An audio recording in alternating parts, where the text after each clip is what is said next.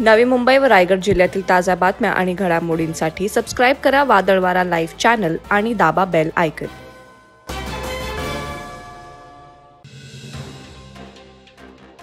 पेण शहरातील आगरी समाज हॉलमध्ये महायुतीची भव्य जाहीर सभा पार पडली।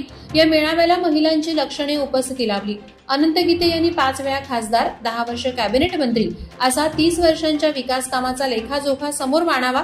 मी माझ्या 5 वर्षांचा लेखाजोखा समोर ठेवतो, म्हणजे विकासाची गल्लत कोणी केली तर ते निदर्शनास येईल, असं आवाहन खासदार सुनील तटकरे यांनी यावेळी केलं। पेण पासून सीएसटी पर्यंत लोकल सुरू करण्याची जबाबदारी आता मी घेतलीये। पेणच्या पाण्याचा प्रश्न सोडवण्याची जबाबदारी घेत असल्याचे देखील यावेळी सुनील तटकरे यांनी सांगितलं। जांभूळकरणी गावदेवी मंदिरात चोरी करण्यासाठी 2 तरुण आले होते।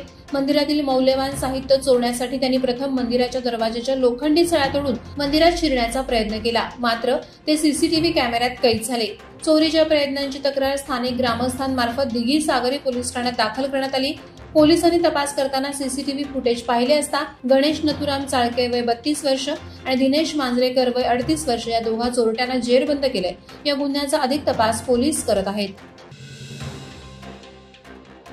श्री महागणपती देवस्थान आणि हुतात्म्यांच्या पदस्पर्शाने पावन झालेल्या ऐतिहासिक प्रसिद्ध चिरनेर गावातील अनंत शंकर नारंगीकर यांच्या कुटुंबात जन्मलेल्या चिचौका मानसी हिचा विवाह सोहळा चिरनेर गावातील विद्याधर पाटील यांच्या कुटुंबात जन्मलेल्या ची विवेक यांच्याबरोबर शनिवार दिनांक 20 एप्रिल रोजी थाटामाटात संपन्न झाला। या लग्न सोहळ्याची सांगता नारंगीकर खार पाटील कुलदैवताच्या जागर गोंधळांनी रविवारी चिरनेर गावातील प्रसिद्ध गोंधळी चंद्रकांत बाईकर आणि त्यांच्या सहकार्यांनी नातेवाईक मित्रमंडळीच्या उपस्थितीत केली।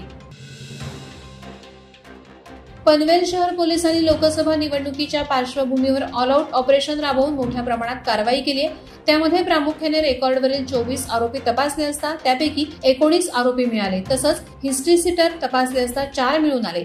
5 जणांना अजामीनपात्र वॉरंट बजावण्यात आलं असून जामीनपात्र वॉरंट 13 जणांना बजावलं आहे।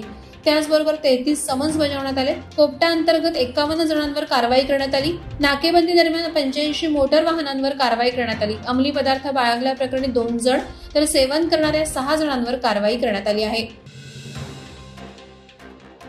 रायगड लोकसभा निवडणुकीत इंडिया आघाडीचे उमेदवार अनंत गीते यांचा जोरदार प्रचार सुरू आहे।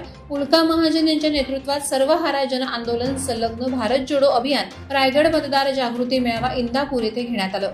देशातील 80% जनता अन्नासाठी मोहताज असून मोफत धान्य घेते आणि म्हणे विश्वगुरू असा टोला अनंत गीतेंनी मोदींना लगावला। लोकशाहीत मतदान हा सर्वश्रेष्ठ आणि मौलिक अधिकार आहे। मत विकू नका असं सांगत गाढवाची किंमत 60,000, माणसाची किंमत किती अशा आशयाचा एक भन्नाट किस्सा अनंत गीतेंनी उपस्थितांना सांगितला।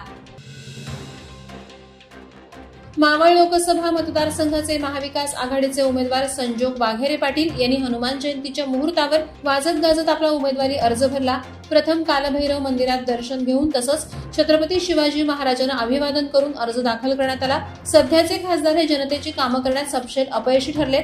आपल्या मतदारसंघातील जेएनपीटी सारख्या आस्थापनाचे सीएसआर फंडाचा स्थानिकांना उपयोग न होता बाहेर पाठवण्यात येतो। नवी मुंबई आंतरराष्ट्रीय विमानतळाला स्वर्गीय लोकनेते दिबा पाटील साहेबांचे नाव लागावे यासाठी पाठपुरावा करण्यात ते अपयशी ठरल्याची टीका यावेळी वाघेरे पाटीलांनी केली। उरणमधील सारडे गावातील राजेश धनाजी ठाकूर या गरीब दिव्यांग बांधवाला कॅन्सर या आजाराने ग्रासलं असता त्याला आधार देण्यासाठी तसंच आर्थिक मदत देण्यासाठी उरण तालुक्यातील अनेक दिव्यांग बांधवांनी आपल्या मदतीचे हात पुढे करून आर्थिक मदत त्यांच्या कुटुंबाकडे सुपूर्द केली आहे। राजेश हा गरीब कुटुंबातला मूकबधीर दिव्यांग असून मिळेल तिथे लेबरचं काम करायचा। काही दिवसांपूर्वी त्याला हाडाचा कॅन्सर झाला याची माहिती उरणमधील दिव्यांग बांधवांना मिळताच त्यांनी राजेश ठाकूर या आपल्या बांधवाला माणुसकीच्या भावनेतून आधार देत मदतीचा हात पुढे केलाय। वादळवारा लाईव्हसाठी न्यूज ब्युरो रायगड।